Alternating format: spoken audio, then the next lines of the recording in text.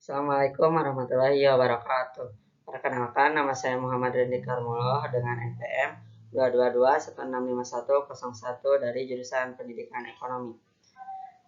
Pada kesempatan kali ini, saya akan menerangkan analisis peningkatan UMKM bisnis pisang hijau di sekitar Universitas Siliwangi. Yang terhormat dosen pengampu Nita Nurhayati, SPD MHum. Selanjutnya pendahuluan. Pisang hijau atau biasa disebut dengan pisang hijau ini merupakan salah satu jenis makanan yang khas di Sulawesi Selatan atau tempatnya di Makassar. Pisang hijau ini dibuat dari bahan baku berupa pisang. Pisang hijau ini merupakan pisang yang dibalut atau diselumuti dengan adonan tepung berwarna hijau. Proses memasakannya dengan cara dikukus, dipanci, atau didandang. Tepung yang berwarna hijau ini terbuat dari tepung, air, daun suji, daun pandan, atau pewarna makanan. Daun suji atau daun pandan ini merupakan pewarna alami yang lebih bagus dibandingkan dengan pewarna makanan. Selain itu, pewarna makanan juga untuk penguat aroma. Oleh karena itu, disebutlah dengan nama pisang hijau. Pisang hijau ini biasanya disajikan dengan saus beras, kemudian diberi serutan es dan sirup sebagai pemanis. Pisang hijau bisa kita temui dengan mudah di berbagai tempat seperti warung, rumah makan, atau restoran besar. Hampir di setiap tempat disebut untuk menyediakan menu pisang hijau. Tetapi saat ini pengusaha pisang hijau tidak hanya warung makan aja, tetapi juga ada pedagang kaki lima sehingga pisang hijau ini bisa dikonsumsi dari siapa saja. Selanjutnya, kajian pustaka.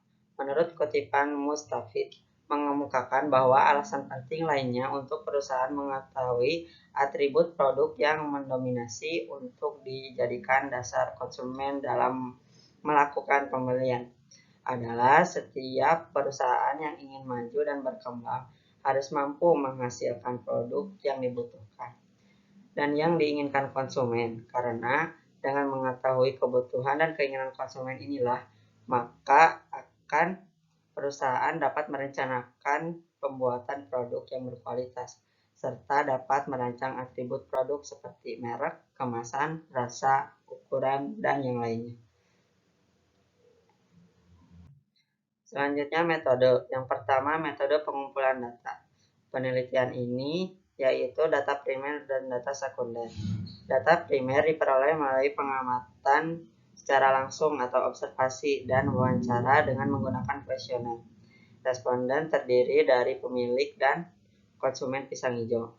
Data sekunder diperoleh dari kuesioner dengan memberikan daftar pertanyaan yang disampaikan kepada responden yang sudah dibuat lebih dulu oleh peneliti untuk dijawab secara tertulis.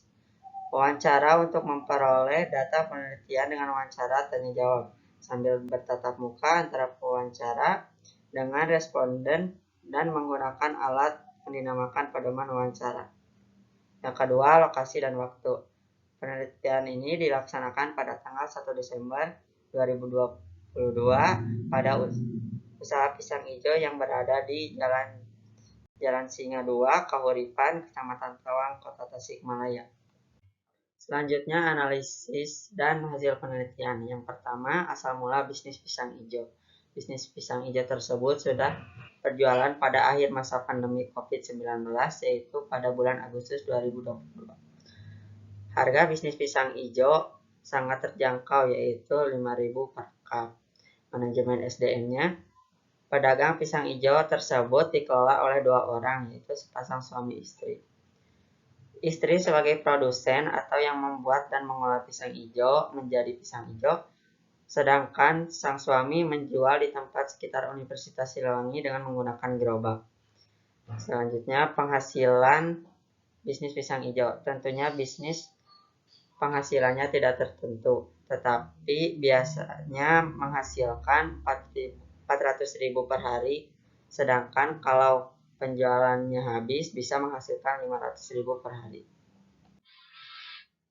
Selanjutnya pembahasan. Yang pertama, faktor internal atau kekuatan. Yang pertama, harga relatif terjangkau. Yang kedua, rasa yang lebih enak. Yang ketiga, bahan baku mudah didapatkan. Yang keempat, aman untuk dimakan.